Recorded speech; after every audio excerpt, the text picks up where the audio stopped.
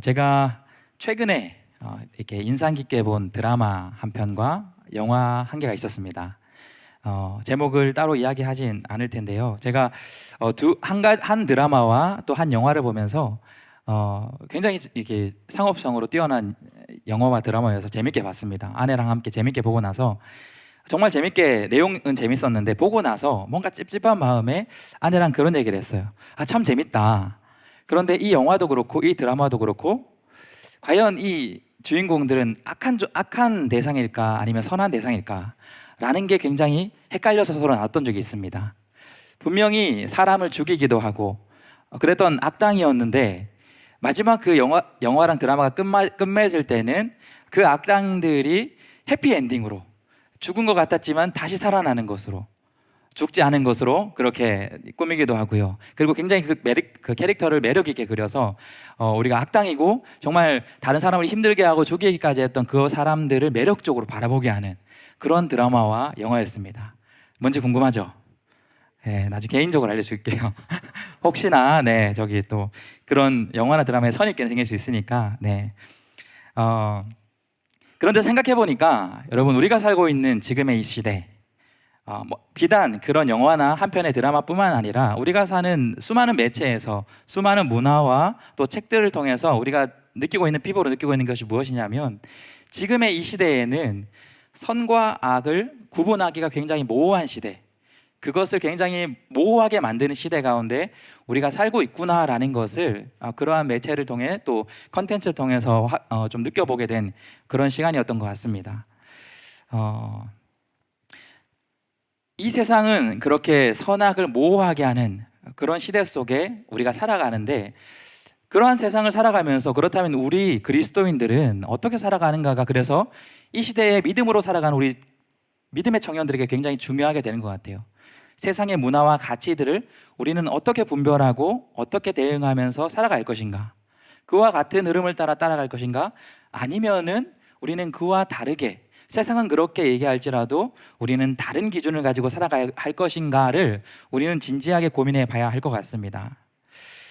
오늘 본문을 보게 되면 본문에 나오는 사람들을 통해서 또 그 내용들을 통해서 본문에서도 역시나 굉장히 선악을 구분하기 모호한 그런 장면들, 또 선인인지 악인인지 헷갈리게 만드는 그러한 사람들이 나오는 것을 보게 됩니다. 바로 오늘 본문의 등장인물인 야곱의 아들들, 또 다른 표현으로는 요셉의 형제들이 바로 그와 같은 사람들이 되는 것 같습니다. 우리가 2주 전에 저와 함께 창세기 37장, 오늘 본문의 앞부분 37장이 시작되는 부분부터 11절까지의 말씀을 살펴보면서 우리가 무엇을 확인했냐면, 요셉의 꿈 이야기를 통해서 왜 야곱의 가족들, 야곱의 형제들이 사이가 갈라지게 되었는가, 깨어진 관계의 이유들을 우리가 살펴봤습니다. 야곱의 아들들, 그 가정, 그 형제들이 왜 관계가 깨어졌었죠?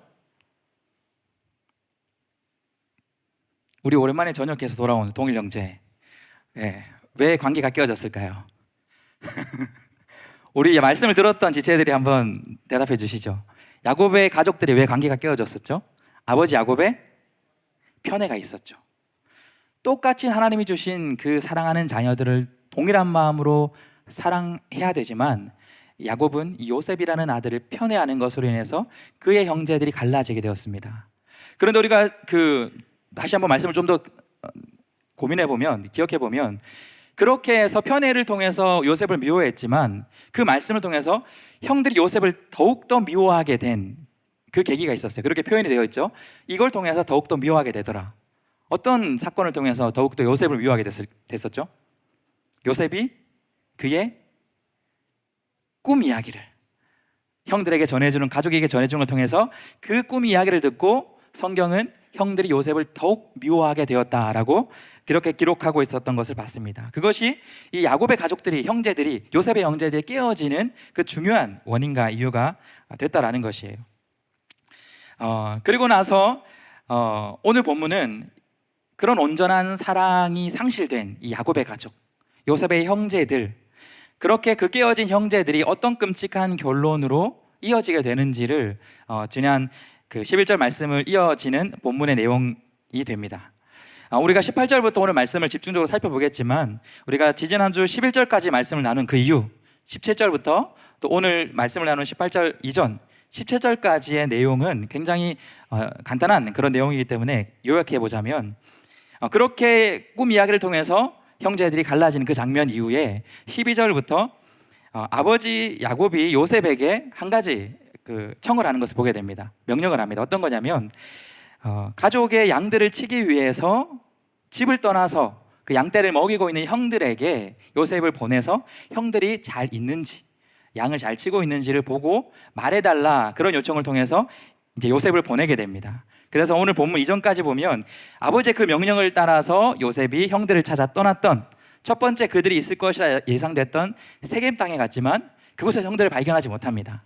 그런데 그곳에 있던 어떤 사람이라고 표현된 한 사람이 형들이 다른 곳으로 갔다라는 것을 알려주는 걸 통해서 이제 그 형들에게 가서 그 형들을 만나는 것이 오늘 이 18절부터의 말씀의 시작입니다. 야곱이 집을 떠나서 오늘 그 형제들이 있는 곳까지 다다르기까지 며칠의 시간이 걸리는 그런 거리였습니다. 아마 들에서 요셉은 혼자서 형들을 찾아가면서 또 밤을 지새우기도 했어야 됐고요. 또 거기서 형들을 찾기 위해서 여러 가지 수고들을, 어디 있는지 알지 못하는 형들을 찾는 그런 수고를 통해서 마침내 18절에서 이제 형들을 만나게 됩니다. 여러분, 우리가 일반적인 가정이라 생각 한번 해보겠습니다. 그렇게 되면 정말 어떻게 보면 형제들의 거의 막내와도 같은 11번째, 정말 사랑하기도 부족한 그런 우리 요셉이 몇 날 며칠을 형들을 찾아 헤매다가 이제 만나게 되었어요. 그러면 18절에서는 어떤 장면이 보통 펼쳐져야 될까요? 어떤 장면이 펼쳐져야 될까요? 막 멀리서부터 얼싸안고 어떻게 왔니? 네가 어떻게 여기 먼 길까지, 이 험한 곳까지 혼자서 어떻게 온 거야?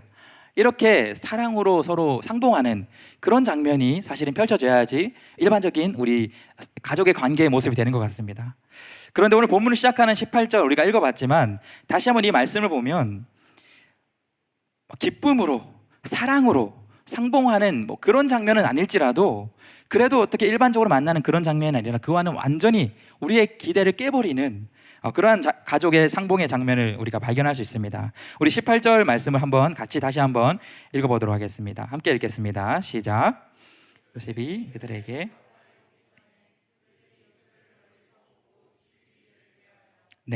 앞에서 우리가 지지난주에 나눈 것처럼 그들의 관계가 얼마나 깨어졌냐면 멀리서 요셉이 그렇게 자신들을 향해 오는 것을 본 형들이 요셉을 향하여서 요셉이 온다, 우리 골탕 먹여주자, 오면은 좀 혼내주자, 이런 것이 아니라 어떤 것을 계획하고 있죠? 요셉이 오면 죽여버리자라는, 형제를 살해하려 하는 그러한 것이 바로 지금 요셉을 만나게 되는 형제들의 모습이다라는 것입니다.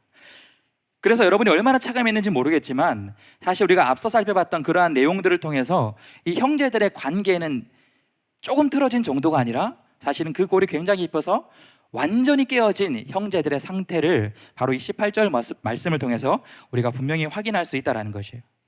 이들이 이 정도로 깨어진 그 이유가 바로 아버지 야곱의 편애가 큰 몫을 차지했다면, 죽이기까지 정말 그렇게 이들의 마음을 품었던 그 이유는 사실은 편애에 더해서 그의 꿈 이야기가 결정적이었다라고 오늘 본문이 설명해주고 있습니다. 19절 말씀을 보면 저기 요셉이 온다, 그를 죽이자라고 형제들이 꾀하면서 19절에서 형제들끼리 이런 서로 수군대요. 서로 이르되 저기 꿈꾸는 자가 오는도다라고 형제들이 요셉을 향하여 비아냥거리는 것을 보게 됩니다. 여기서 꿈꾸는 자가 온다라는 표현은 그 원문 자체의 의미를 보면 꿈의 주인이라는 표현입니다. 그 꿈의 주인, 자신이 마치 이 가족의 리더가 된, 형들을 제끼고 가족의 리더가 된다라고 꿈 이야기를 했던 그 꿈의 주인, 저 꿈꾸는 자, 저 몽상가가 우리에게 오고 있다라고 형제들이 요셉을 향한 그 잘못된 그 마음들, 미움의 마음들을 그렇게 표현하고 있는 것입니다. 그리고는 20절에 이렇게 이야기합니다. 저기 꿈꾸는 자가 오는도다. 자, 그를 죽여 한 구덩이에 던지고 우리가 말한다라는 것은 나중에 아버지 야곱에게 말하기를 악한 짐승이 그를 잡아먹었다라고 그렇게 우리 뒤처리를 수습을 합시다. 그리고 나서 그들이 왜 그런 마음을 품었는지를 정확하게 얘기해 주는 것이, 그렇게 해서 그를 죽이고 나서 그의 꿈이 어떻게 되는지를 우리가 볼 것이다. 그들이 이 요셉을 죽이려 했던 결정적인 그 이유는 바로 요셉이 얘기했던 그 꿈, 형들을 제치고 제가 우리 가족의 리더가 될 것입니다, 형들은 저에게 절을 하는 그러한 사람들이 될 거예요. 그 꿈에 대한 분노가 극에 달한 형들이 바로 그를 죽임을 통해서 그의 꿈이 과연 이루어질 수 있는지, 그를 죽이면 그의 꿈이 다 헛수고가 되는 것이 아니냐, 그를 죽여버리자라고 그렇게 결심을 내고 있다는 것이에요. 여기서 표현하고 있는 것처럼 형들은 그 꿈의 주체, 그 꿈을 꾸게 한 것, 그 꿈을 말한 것이 바로 요셉이라고 그렇게 생각했기 때문입니다. 그의 꿈이라 얘기합니다. 그러나 창세기 말씀은 두 번의 이 꿈, 비슷한 꿈 이야기를 요셉에게 준 것을 통해서 그 꿈을 주신 분이 하나님이라는 것, 그 꿈을 앞으로 이루실 것도 하나님이라는 것을 이야기하지만 형들은 그것을 전혀 알지 못했어요. 그의 꿈, 요셉의 꿈, 사람의 꿈이다라고 생각했기 때문에 자신들의 힘으로 요셉의 그 꿈을 철저히 무너뜨려 보려고 지금 요셉을 죽이기를 꾀한 것이 바로 형들의 마음이었다라는 것이에요. 자, 이제 그 마음을 품은 그 형제들이 어떻게 하는지 우리가 그 다음 말씀을 통해서 살펴볼 수 있습니다. 그 다음 말씀을 보면 이제 형들이 본격적으로 요셉을 어떻게 죽일지를 논의하면서 계획을 짜는데요. 그런데 오늘 말씀을 보면 이 요셉을 죽이려는 이 악한 형들의 그 마음 속에, 그 모습 속에 모든 형제가 그것에 동의한 것이 아님을 우리에게 보여줍니다. 마치 대부분의 형들은 악하지만 그곳 가운데 선한 두 형제가 있는 것처럼 우리에게 보여주기 때문입니다. 모두 다 요셉을 죽이려 하지만 그들과는 다른 목소리를 낸 두 명의 형들이 있었습니다. 첫 번째는 장자 르우벤이었어요. 그리고 두 번째는 넷째였던 유다가 요셉이 죽이기를 그렇게 하지 말자라고 제안하는 것을 우리가 볼 수 있습니다. 먼저 르우벤의 그 모습을 한번 볼 텐데요. 장자 르우벤은 그렇게 요셉을 죽이려 하는 다른 형제들의 계획을 듣고 나서 이렇게 반응했다라는 거 이야기합니다. 우리 21절과 22절 말씀인데요, 우리가 두 말씀을 다시 한번 같이 읽어보도록 하겠습니다. 21절부터 읽겠습니다. 시작.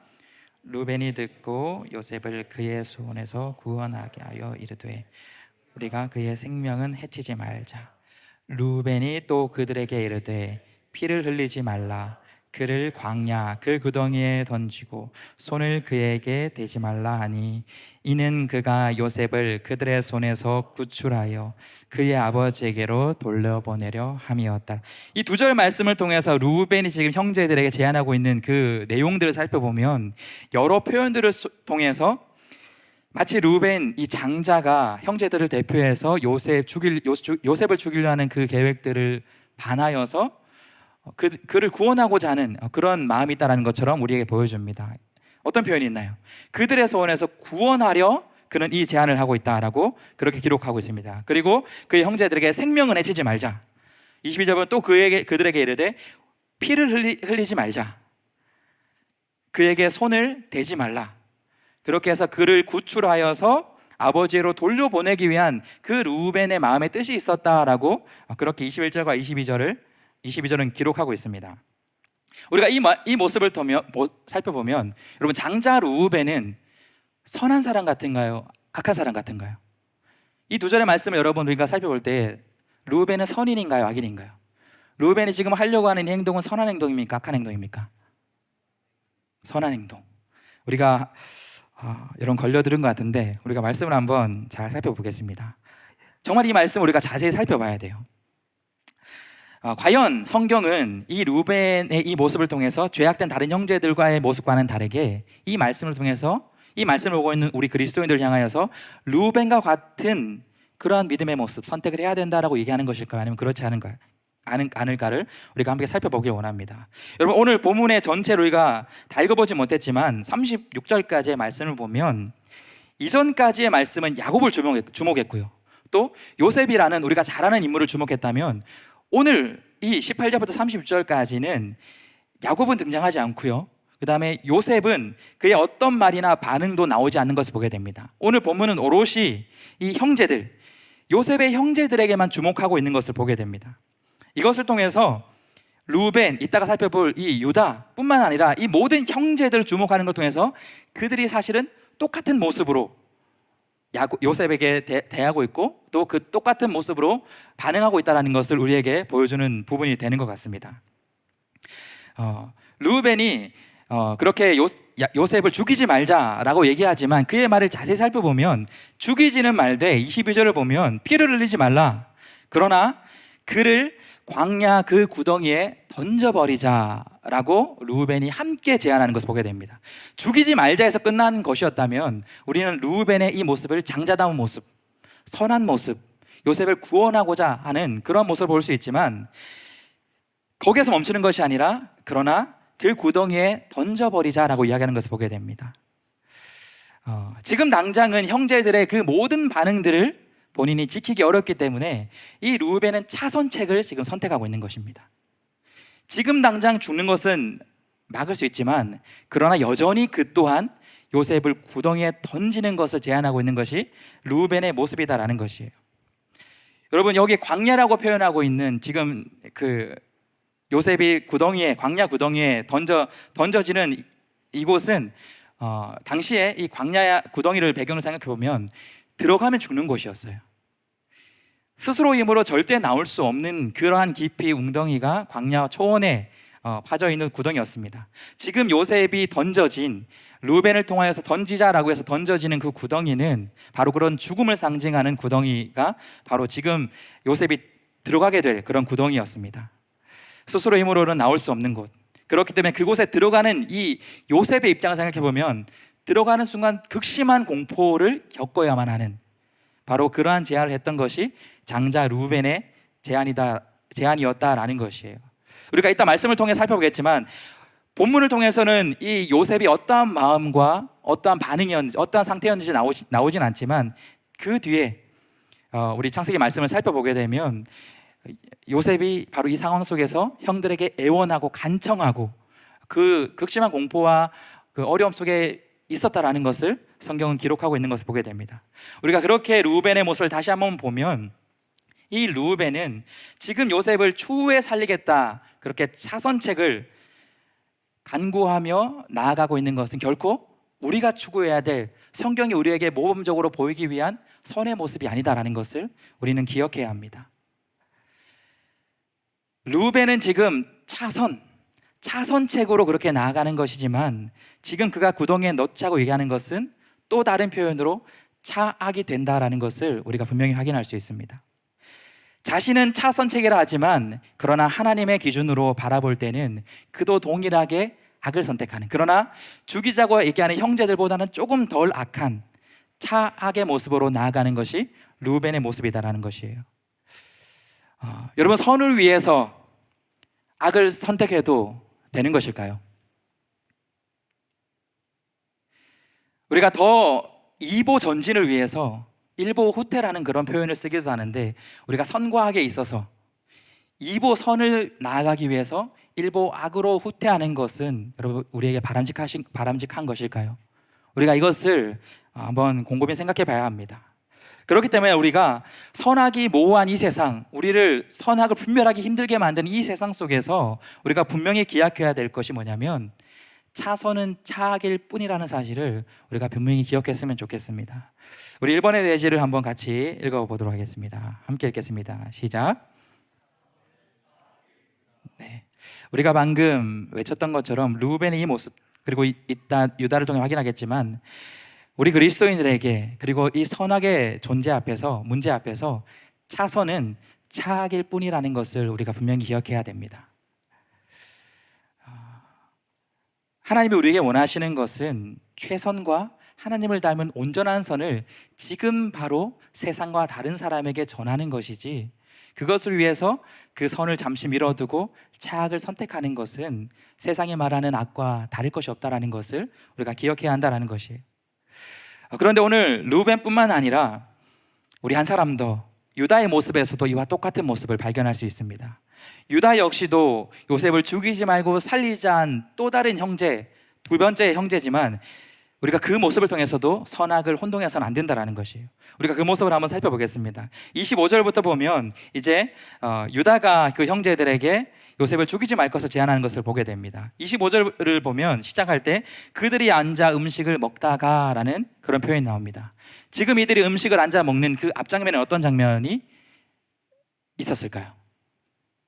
르우벤 요청에 따라서 그 동생 요셉을 구덩이에 던진 그 다음입니다. 그 다음에 그들은 태연하게 앉아서 음식을 먹고 있는 것, 악한 형제들의 모습, 그 가운데는 유다와 르우벤도 있었을 것입니다. 똑같은 그들의 악한 모습을 보게 됩니다. 그런 상황 속에서 멀리 보니까 이스마엘 사람들, 애굽으로 가는 상인들이 오게 되는 것을 보게 됩니다. 그러자 유다가 이제 다른 제안을 형제들에게 합니다. 26절을 볼 텐데요. 26절을 보면 유다가 자기 형제들에게 이르되 우리가 우리 동생을 죽이고 그의 피를 덮어둔들 무엇이 유익할까?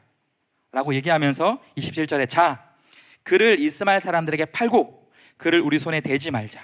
그는 우리의 동생이요 우리의 혈육이니라 하매 그의 형제들이 청종하였더라. 지금 유다의 이 표현을 보면 굉장히 아이러니함이 반복되는 것을 보게 됩니다. 여기서 보면 유다가 제안하는 것이 우리가 그에게 손을 대지 말자. 그는 우리의 동생입니다. 형제 여러분, 그는 우리의 혈육이 아닙니까? 우리가 그를 죽여서는 안 됩니다. 라고 마치 선을 행하는 것처럼, 정말 요셉을 위하는 것처럼, 구원하고자 하는 것처럼 이야기하지만, 그러나 그가 제안하는 것은 앞에 루벤이 던져버리자 제안했던 것처럼, 이 말씀을 자세히 보면 26절을 보면 그를 죽이고 그의 피를 덮어둔들 무엇이 유익할까? 죽여봤자 유익이 우리에게 없다라는 것입니다. 죽인다 한들 우리에게 오는 유익은 없기 때문에 유다는 다른 우리에게 유익되는 것을 선택합시다 라는 것이 27절에 유다가 제안한 선택이었어요. 바로 상인들에게 그 동생을 노예로 팔아서 은 20을 남기는 그 유익을 우리가 선택하는 것이 더 낫지 않습니까? 그 유다의 제안을 듣고 형제들이 청종하여서 뒤에 보면 요셉을 그의 말처럼, 유다의 제안처럼 팔아서 결국엔 애굽의 노예로 팔려가게 만드는 것이 바로 오늘 본문의 유다의 제안과 그 이후의 모습이다라는 것이에요. 유다의 모습도 다시 한번 여러분 생각해 보길 원합니다. 동생 요셉에게 손을 대지 말자. 우리의 동생이요 그는 혈육이다 라고 얘기하면서 형제들에게 요셉을 살릴 것을 제안한 이 요셉의 모습은 선한 모습인가요? 악한 모습인가요? 오늘 유다의 이 행동은 선인의 행동인가요? 아니면 악인의 행동인가요? 여러분은 어떻게 생각하시나요? 오늘 본문은 루벤과 마찬가지로 유다의 이 모습이 다른 형제들과 별반 다를 것 없는, 더 악하냐 더 선하냐 단지 그 정도의 차이만 있을 뿐이지 그 역시도 동일한 악한 자의 모습과 악행을 일삼는 동일한 그러한 모습이다라는 것을 우리에게 분명히 이야기하고 있다는 것입니다. 우리가 이 말씀을 통해서 다시 한번 우리의 삶의 자리 우리가 돌아보길 원합니다. 나의 모습 속에서 어쩌면 이 정도면 되지 않아? 세상 사람들은 이 정도까지 하는데 이 정도면 괜찮지 않아 라고 우리가 조금 덜 악한 그 차악에 여러분 만족하면서 그렇게 살아가고 있지는 않으신가요? 아니면 이 정도면 괜찮겠지, 이 정도면 충분히 괜찮은 삶이지 않아? 세상은 너무나 죄악이 가득한 세상인데 옆에 내 친구들만 봐도 저렇게 선행을 하기보다는 악행을 일삼는데 나 정도면, 이 정도의 선행을 하는 거면, 이 정도의 말씀을 행하며 살아가는 거면 괜찮은 것 아니야? 여러분, 그렇게 차선의 모습을 가지고 괜찮다, 충분하다 그렇게 여기며 살아가고 있진 않은지 우리의 삶의 자리의 모습, 여러분의 삶의 선택의 순간들을 다시 한번 기억해 보길 원합니다.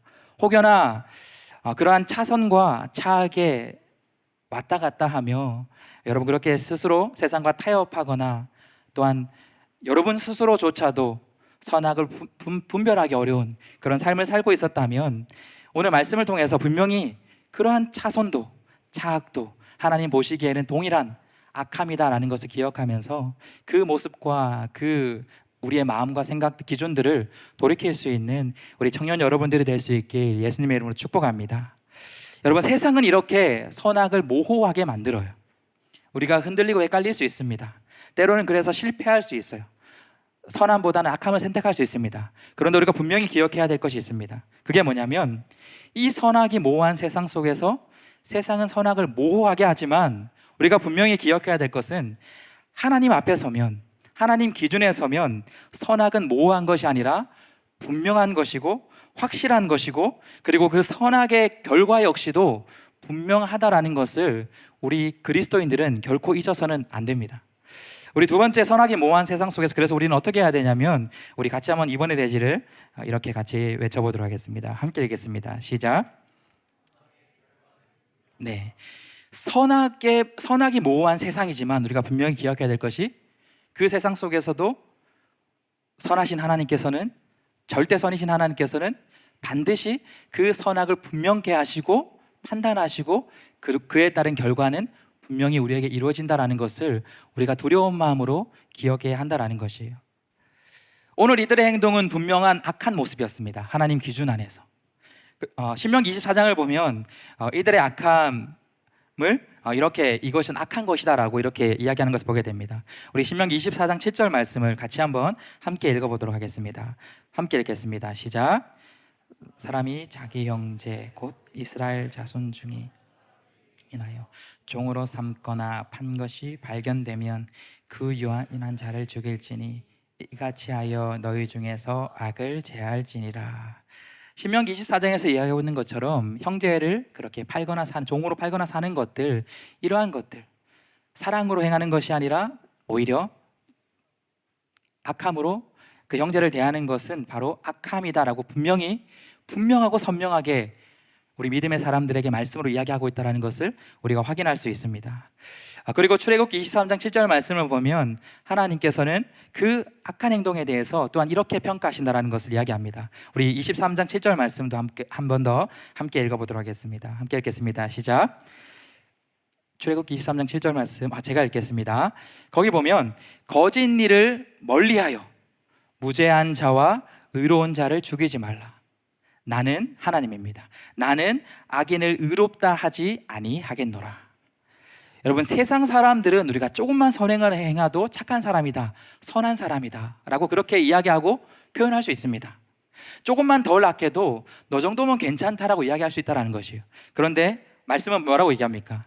그런 악인들, 죄에 대하여서 하나님은 결코 의롭다 하지 않는 분이시다라는 것을, 하나님의 평가와 하나님의 심판은 확실하고 분명하다라는 것을 우리가 다시 한번 살펴보면서 우리에게 있는 이런 자선과 착의 문제들을 끊어야 할 것을, 내려놓아야 할 것을 분명히 우리에게 이야기하고 있다는 것을 우리가 기억할 수 있길 바랍니다.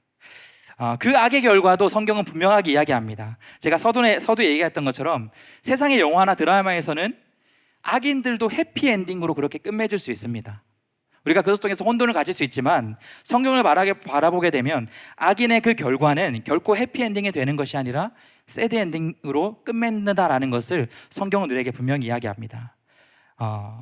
오늘 29절 말씀을 보면 르우벤이 비록 선을 행하려고 했지만 그는 최선이 아니라, 온전한 선을 행한 것이 아니라 차선을 선택하고 차악의 행동을 보이자 그 결과 나머지 형제들이 르우벤이 없는 사이에 요셉을 팔아버리게 됩니다. 그리고 나서 29절을 보면 르우벤이 돌아와서 그 구덩이에 이르러서 보니까 요셉이 거기 없는 것을 발견하게 돼요. 다른 형제들이 자기가 없는 사이에 요셉을 팔아버린 것을 알게 됩니다. 그리고 나서 그는 옷을 찢으며 애통하며 가슴을 치며 후회하게 되는 것을 보게 됩니다. 우리의 한 번의 잘못된 선택, 악한 선택은 반드시 또한 우리에게 슬픔과 아픔과 고통으로 돌아오게 된다는 것을 우리가 르우벤의 모습을 통해서 확인할 수 있습니다. 그리고 또 한 명의 요셉의 팔려가는 노예로 팔려가는 그 일로 인해서 가슴 아픈 경험을 하는 사람이 있는데요. 그는 누구냐면 바로 요셉의 아들, 요셉의 아버지 야곱이 그러한 사람이었습니다. 35절을 보면 이 나머지 형제들에게 이제 요셉이 짐승에 의해서 죽게 되었다라고 거짓 보고를 받은 그 이후에 야곱이 얼마나 슬픔에 잠겨 있는지를 이렇게 이야기합니다. 우리 34절과 35절 말씀을 같이 한번 함께 읽어보도록 하겠습니다. 함께 읽겠습니다. 시작.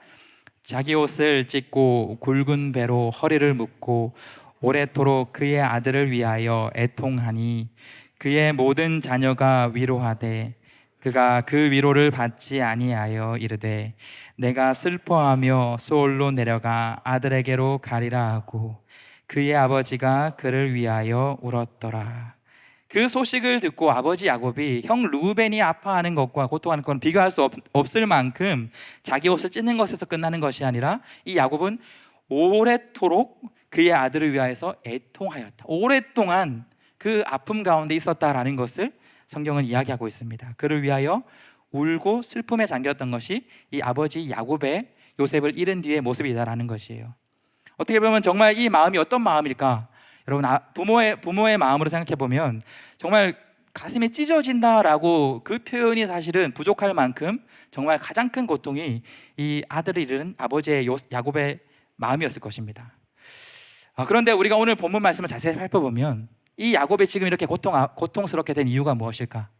바로 그가 형제들을 편애했기 때문에, 요셉을 더 사랑한 그 편애로 인하여서 형제들이 갈라지고 이러한 결과들로 인해서 그가 지금 다시 고통받고 있다는 것을 우리가 기억할 수 있어야 됩니다.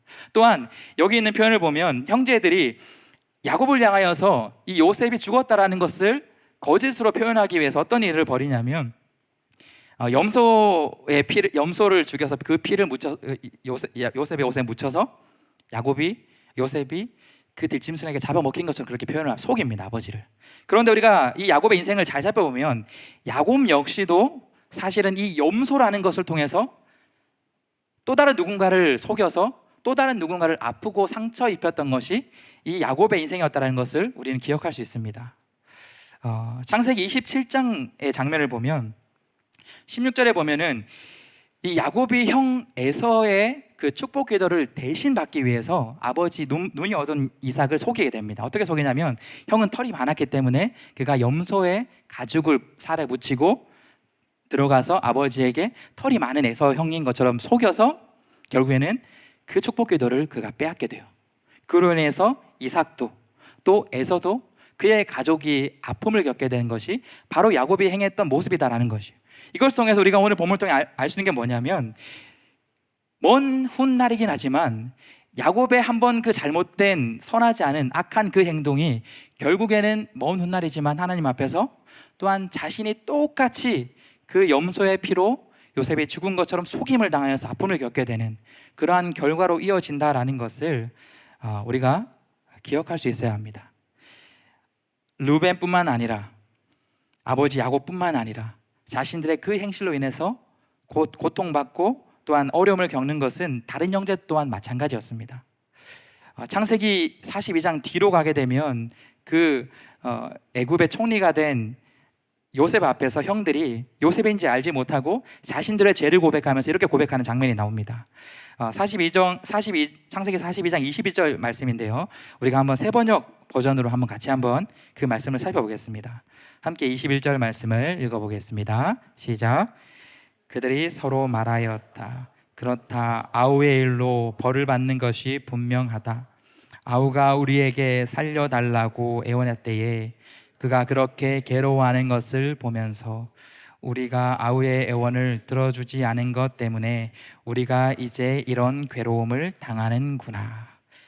먼 훗날에 요셉을 다시 만나게 되었을 때 애굽의 총리가 된 요셉을 알지 못하고 두려움에 떨면서 요셉을 만나게 됐을 때 그들 스스로 고백한 것이 바로 이 고백입니다. 결국에는 우리가 그 먼 과거에 아우에게 요셉에게 잘못한 그 일로 인해서 우리가 지금 어려움을 당하고 있구나라는 것을 창세기 말씀은 또한 그들의 이 고백을 통해서 우리에게 알려주고 있다는 것이에요. 그런데 42장 21절 말씀 보면 그때에 오늘 바로 이 순간에 요셉의 마음이 어땠는지를 또한 우리에게 알려줍니다. 21절 말씀을 한번 다시 보면 아우가 우리에게 살려달라고 그렇게 애원할 때에 요셉이 형들에게 구덩이 속에서 제발 살려달라고 그렇게 애원했다라는 것이에요. 오늘 본문에 나오지 않지만 이 요셉은 지금 오늘 본문의 이 순간에 극심한 두려움과 극심한 고통 속에서 처해 있던 것이 바로 요셉의 모습이었더라. 그러나 그러한 이 동생의 애원과 아픔을 바라보면서도 결국에는 그것을 들어주지 않고 그렇게 악한 행실을 범했던 것이 결국에는 이렇게 하나님 앞에서 이들이 또한 어려움을 겪게 되는, 심판을 받게 되는 것을 우리가 기억할 수 있길 바랍니다. 우리 말씀을 오늘 살펴보면서 그렇다면 우리는 어떻게 살아가야 될까? 선악을 모호하게 하는 이 세상 속에서 우리는 그렇다면 무엇을 기준 삼아 살아가야 합니까? 조금 더 다른 사람보다 선하게 살면 되는 것이라 생각했는데, 조금 덜 악하면 되는 것이 아니라 생각했는데, 그런 것이 아니라면 도대체 우리는 무엇을 기준 삼아 살아야 하지만 하나님이 원하시는 뜻대로 살아갈 수 있습니까? 바로 우리는 다른 것이 아니라 세상의 어떤 사람들과 또 세상의 어떤 것을 우리가 기준 삼아 사는 것이 아니라 바로 하나님의 말씀을 기준 삼아서, 또 예수님의 본을 삼아서 살아갈 때에만 우리가 세상에서 온전하게 선악을 분별하여서 차선이 아닌, 차악이 아닌 참선, 온전한 선을 우리가 이루며 살아갈 수 있다는 것을 기억할 수 있기를 바랍니다. 오늘 본문 말씀은 아니지만 예수님께서 세상의 선악의 기준을 새롭게 정의하신, 그래서 제자들에게 새롭게 알려주신 그러한 본문이 나오는 부분이 있습니다. 너무나 유명한 본문이어서 일명 우리가 그 장면을 예수님의 산상수훈이라 그렇게 표현합니다. 마태복음 5장과 7장의 말씀을 보면 예수님께서 세상으로 하여금 다시 한번 새롭게 너희가 지금까지 알고 있었던 선악의 기준이 아니라 하나님의 선악의 기준이 어떠한 것인지를 분명히 이야기합니다. 그 긴 말씀을 다 얘기할 수 없지만 여러분이 잘 아는 내용일 겁니다. 요약하면 너희는 세상의 빛과 소금이다, 그렇게 이야기합니다. 세상과 섞이는 중간 회색과 같은 그런 그림자가 아니라 너희는 세상과 구별된 빛을 내는 사람들이며 세상에 참맛을 내는 그런 소금과 같은 존재가 되어야 된다, 이렇게 얘기하면서 이제 산상수훈에 대해서 쭉 진짜 온전한 선이 무엇인지를 알려줍니다. 살인하지 말라라고 그렇게 얘기하면서 살인하지 않는 것, 그것만이 진짜 하나님이 원하시는 우리에게 선이 아니라 살인하진 않지만 마음속으로 형제를 미워하는 것, 그런 차악 역시도 악한 모습이다라는 것을 우리에게 이야기합니다. 미워하는 것도 살인이기 때문에 그렇게 미워하는 것도 우리가 사랑으로 나아가야 된다고 그렇게 이야기합니다. 또한 거기 보면 간음하지 말라 이야기해요. 세상은 육체의 간음만 하지 않으면 선한 사람이라, 문제없는 사람이라 이야기하지만 예수는 그것이 아니라 마음으로 음욕을 품는 것조차 간음이다라고 우리에게 새로운 선악의 기준을 분명히 제시하고 있다는 것입니다. 그리고 또한 세상은 여러분 뭐라고 합니까? 눈에는 눈, 이에는 이라고 표현합니다. 내가 그렇게 당했으면 그렇게 똑같이 보복하는 것이 결코 잘못된 것이 아니라 그것이 당연한 것이라 얘기해요. 그런데 예수님은 그 사람들을 향하여서 눈에는 눈, 이에는 이가 아니라 세상 사람들이 나를 어렵게 하면 오히려 그들을 위하여서 나의 것을 더 내어주고 심지어는 원수까지 사랑하라 하신 것이 예수님이 우리 모든 예수님의 제자들, 그리스도인들에게 주신 새로운 선과 악의 기준이라는 사실을 우리가 기억하면서 우리의 선악의 기준을 다시 한번 분명히 예수님의 본을 삼아 기준을 맞추고 그렇게 세상을 살아갈 수 있는 우리가 되었으면 좋겠습니다. 우리 믿음의 사람들이 세상과 동일하게 선악을 분별하지 못하고 모호하게 그렇게 살아가게 된다면 여러분, 세상은 여전히 누군가의 악한 그 행실로 인하여서 또 다른 누군가가 아픔을 겪게 되는 그러한 세상으로 여전히 머물게 될 것입니다. 그러나 우리가 오늘 말씀 같은 것들을 반면교사 삼아서 그러한 세상 속에서도 우리의 악한 모습을 돌이켜 온전한 선의 모습으로 나아갈 때 우리를 통하여서 세상이 다시 한번 분명한 선악의 기준을 알게 되고 그래서 선한 방향으로 이 세상이 변화되게 될 줄로 믿습니다. 그 귀한 일들을 감당하는 우리 청년 여러분들이 될 수 있길 예수님의 이름으로 축복합니다.